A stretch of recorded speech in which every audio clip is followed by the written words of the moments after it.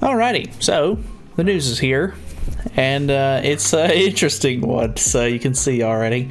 They kind of threw us for a loop a little bit. I wasn't really sure who they were going to be putting on the banner next, but I was kind of expecting Gloxinia to come out sometime, but it looks like we've got a double banner, and it's a step-up banner, so that's kind of nice, and it is Roxy and Shin, and that's kind of interesting. A lot of people kind of like Shin. He's got some interesting skills and stuff like that. I'm not really that super excited for him. I really like Roxy. She's you know, waifu status and everything like that, but she's not very good as a unit, so this is probably going to be a decent skip banner, especially with probably the week after this is going to be the KOF collab. If I just have to guess, but I don't know. Honestly, they could just drop it at any point, really. So. Yeah, so obviously it's going to be a OC banner, which means that all the other sort of OC characters are going to be on the banner. If you don't have Lilia, this is, you know, your chance to get her. But the last time that they did an OC banner, they just shoved a whole bunch of other stuff that, you know, wasn't OC characters in it, and it made it kind of not worth, you know, summoning on. But hey, you know, that's just, it is what it is. So I actually don't know what either of these characters do. Let's hop over and check it out really quick, just because I kind of want to educate myself. Roxy, they just released a new Roxy, I forgot about that, and a new Shin as well. So they released a new Roxy and a new Shin on JP, and we're getting the regular ones. So Roxy, Lunatic. When the hero deals damage to enemies with the additional damage from explosion, recovers 30% of max HP and fills ultimate gauge orbs by 1 orb. That's actually kind of interesting. So, inflicts damage equal to 100% of attack on all enemies and explodes after 2 turns, explodes after 1 turn, and it's 150% of attack, 200% of attack, and it's 1 turn. So, I don't know. I've never really been interested in the characters that use explode, like Red King being the obvious choice there, but I don't know. It could be kind of cool. Removes buffs from one enemy and inflicts damage equal to 220%, 300%, and 400%. So that's okay, I guess. This one actually removes buffs and stances at level 3.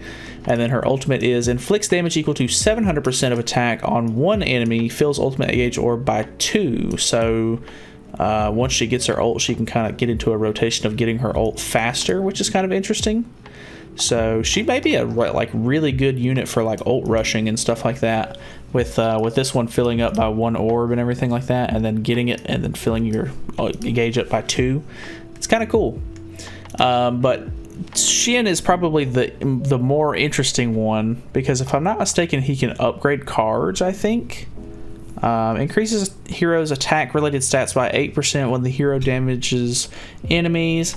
When there are 3 or more of the buff due to this effect, remove the buff and rank up the skills of all allies. When there are 3 or more buffs, 3 or more of the buff. Okay, so you have to attack 3 times and it ranks up cards. Increases hero's attack related stats by 8% when the hero damages. Okay, so you have to use 3 of Shin's cards, so you can't rank up turn 1. You would have to use both of his cards and then use another card if he draws another one the next turn, and that will give you 3 stacks, and it will rank up everybody's cards. That's kind of interesting. And then his skills: inflicts weak point damage, which weak point is against buffed enemies. He has 80% of attack on all enemies, 110% on all enemies, and 170% on all enemies. That's okay, I guess. The weak point's going to help out with that a little bit, but And then inflicts damage equal to 150% attack on all enemies, decreases ultimate move gauge by 20,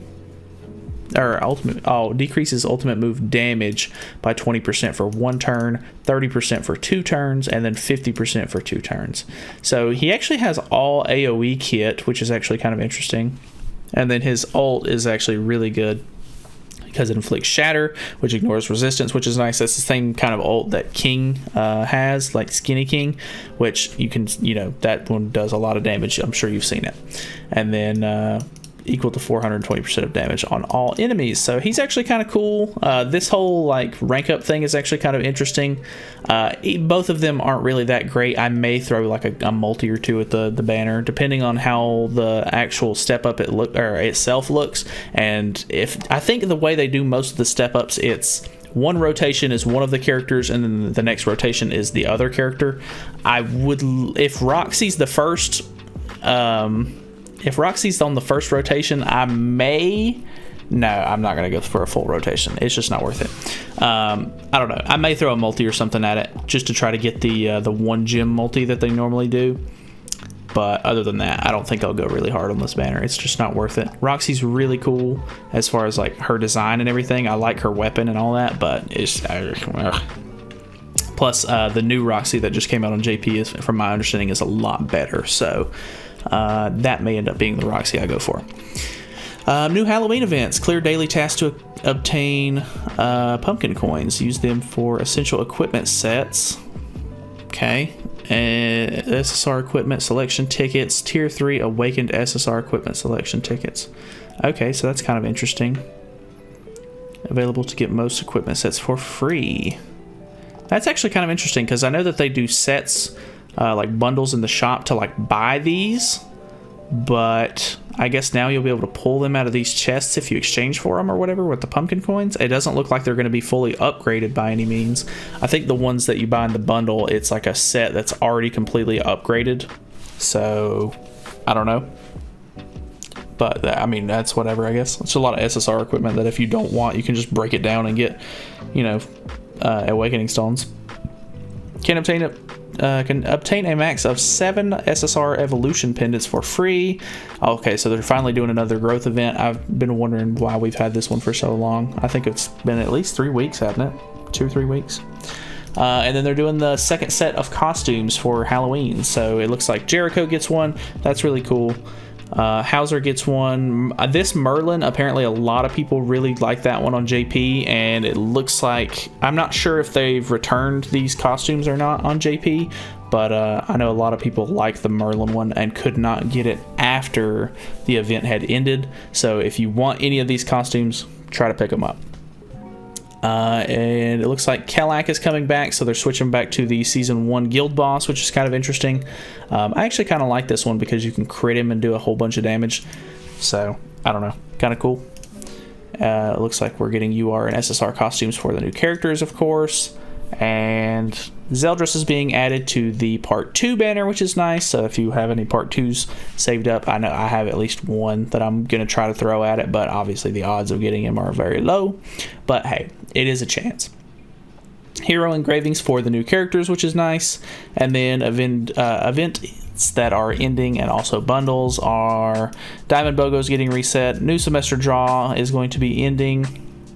So that's the one where you needed the tickets or whatever to like summon on it. If I'm not mistaken, you can't even buy the tickets out of the shop anymore. Like after the first week, they removed the bundles that had these tickets. So I thought that was kind of interesting. At least I haven't seen them in there. Can sell new semester draw tickets and new semester spin tickets. Thank God you can sell the spin tickets now. I've had like 68 of those in my inventory for forever now, it feels like. So that's nice that we can get rid of those. Zeldris's pickup draw is going to be over. So if you haven't, summoned for Zeldris, he is gone. Which, that's actually kind of interesting because hasn't Zeldris only been out for 1 week? I want to say yes, but No, I think I'm wrong on that because the Halloween banner came out last week, so it was Zeldris for 2 weeks. New semester diamonds perk event. So there's the you spend diamonds and you get rewards sort of system. This is going to be ending now, so if you haven't summoned or whatever, don't worry about it. The rewards weren't really that great anyway. The anvils were probably the best part about it. New semester, I already read that one. With opportunity comes danger. Growth event is going to be over. Yeah, so with the new growth event coming out, if you haven't finished the old one, go ahead and do that. It gives you a bunch of free stuff. Might as well. Special equipment engraving stone bundle is going to be gone, and special anvil bundle are going to be gone. If I'm not mistaken, one of the anvil bundles were actually halfway decent for the money, but I don't know. I normally don't end up buying a whole lot of bundles, so rip. Anyways, that's pretty much it. I don't know. Going to be an interesting update, especially with the step up banner and everything like that. Kind of interested to see how that turns out, especially who's on the banner. But obviously, I don't know. Both of these characters are kind of meh. So obviously, you can just skip it if you want. Anyways, that's pretty much it. Thank you guys so much for watching. Feel free to subscribe for more content in the future. And I will see you guys in the next video.